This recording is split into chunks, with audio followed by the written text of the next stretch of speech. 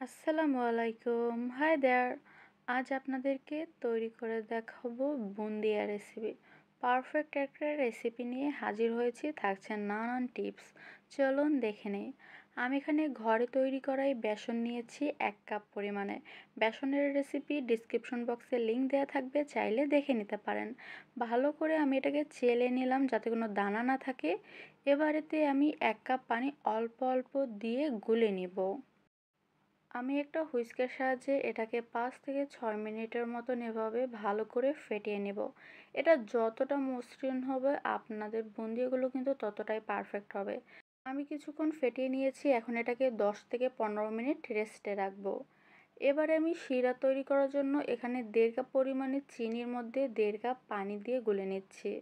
1/2 cup পানি আর 1/2 cup চিনিটা দেখানো হয়নি, তবে আপনারা 1.5 কাপ চিনিতে 1.5 কাপ পানি আর 3টা এলাচ মুখ ফাটিয়ে দিয়ে একবার ফুটে ওঠা পর্যন্ত অপেক্ষা করবেন, তারপর চুলাটা অফ করে দেবেন। ভিউয়ার্স, আমার শিরাটা ফুটে উঠেছে, এখন আমি চুলাটা অফ করে দিব। তবে তার আগে এতে একটু 1/2 চামচের মতন লেবুর রস দিয়ে দিলাম যাতে শিরাটা ঠান্ডা হয়ে জমে না যায়। আর দিয়ে দেব 1 চামচ ঘি, একটা সুন্দর ফ্লেভার আনার জন্য। এতে বুন্দিয়া থেকে দারুণ একটা ঘ্রাণ আসবে। সো এখন আমি চুলাটা অফ করে দিব আর এক সাইডে রেখে দেব।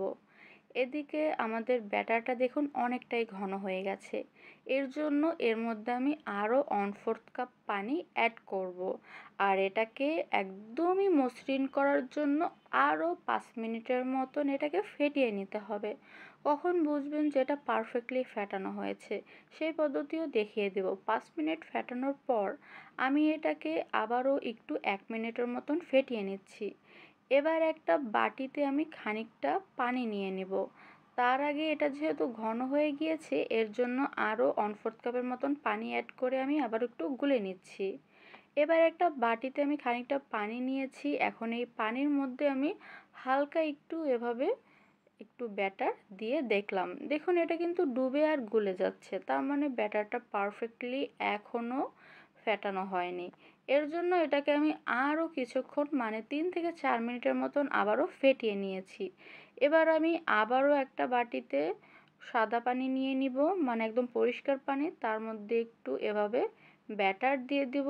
দেখুন এবার কিন্তু এটা নিচ থেকে উপরে ভেসে উঠছে, তার মানে আমাদের ব্যাটারটা রেডি হয়ে গেছে। এবারে এটাকে আমি 2 ভাগ করে নিব। একটাতে আমি হলুদ ফুড কালার দিয়ে দেব 2 থেকে 3 ফোঁটা। আপনারা কালার কতটা ডিপ চান তার উপরেই কিন্তু নির্ভর করবেন যে ফুড কালার কতটা অ্যাড করবেন। সো দুইটাতেই আমি কালার অ্যাড করে নিলাম। এখন এগুলোকে ভাজার পালা। আমি একটা ফ্রাই প্যানে তেল গরম করে নিয়েছি, হালকা একটু ফোঁটা এর মধ্যে ব্যাটার দিয়ে দিলাম বোঝার জন্য যে পারফেক্টলি গরম হয়েছে কিনা। তেলটা এখনও পারফেক্টলি গরম হয়নি, তবে দেখুন এখন কিন্তু ওই ফোঁটাটা ফুটে উঠছে, তার মানে তেলটা এখন গরম হয়ে গেছে।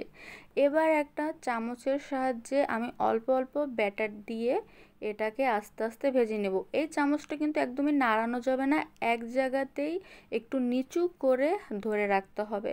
কারণ এটা যদি অনেক বেশি উঁচু করে উপরে ধরেন কিংবা যদি নাড়াচাড়া করেন তাহলে কিন্তু বুন্দিয়াগুলো পারফেক্টলি গোল হবে না, এর বাহির থেকে অনেক কোনা বের হবে।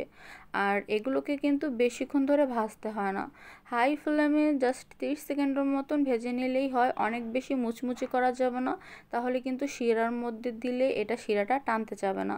তো যখন হালকা একটা হলুদ কালার একটু ডিপ করে চলে আসবে তখন এগুলোকে একটা ছাঁকনির সাহায্যে এভাবে তুলে নিতে হবে।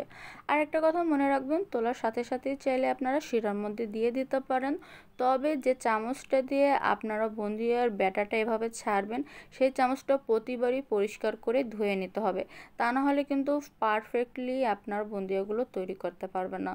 সো সিস্টেম একই, বারবার ধুতে হবে আর বুন্দিয়ার ব্যাটারটা চামচের উপর ধরে চামচটা স্টেবল রাখতে হবে, একদমই নাড়ানো যাবে না। তারপরে জাস্ট 30 সেকেন্ডের মতন হালকা একটা কালার চলে আসলে এগুলোকে তুলে শিরার মধ্যে দিয়ে দিতে হবে।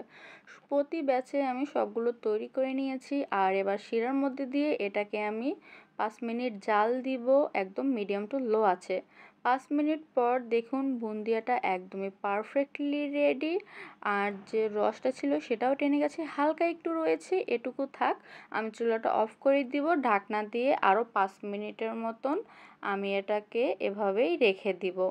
সো ভিউয়ার্স দেখুন কতটা কতটা এটা রসালো হয়েছে আর একদমই পারফেক্ট।